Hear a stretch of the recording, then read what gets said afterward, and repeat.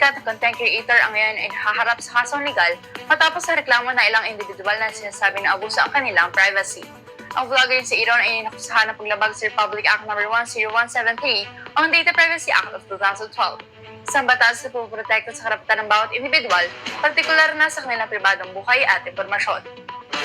Ayon sa mga reklamo, ang mga pranks at video na nilikha ni Aaron ay hindi nakuha ang paitulot ng mga taong kinunan niya ng video sa publiko.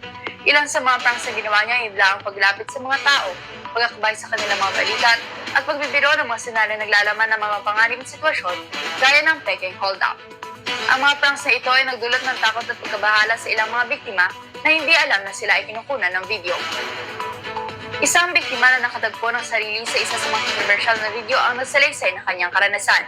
Ayon sa kanya, pakiramdam niya ay siya ay nasa panganib at hindi niya alam na siya pala ay bahagi ng isang prank na nilikha lamang upang magbigay aliw sa iba. Ipinahayag ng biktima ang pagkadismaya at pagkabahala hindi lamang sa pag-abuso ng kanyang privacy, kundi pati na rin sa psychological na epekto ng insidente. Dahil dito, ang kasong isinampa laban kay Aaron ay nagbigay daan sa mas malalim na diskusyon ukol sa mga pribilehiyo at responsibilidad ng mga social media influencers.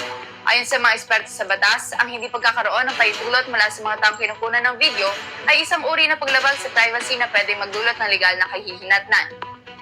Samantala, ang vlogger niya si Aaron ay naglabas ng pahayag na nag-aalok ng paumanhin at ipinahayag ang kanyang hangaring maging mas maingat sa kanyang mga nilalamang video sa hinaharap. Gayunpaman, marami sa mga netizens ang nasasabing hindi sapat ang paumanhin at may pangangailangan na mas mahigpit na regulasyon upang matiyak ang proteksyon ng mga individual sa social media.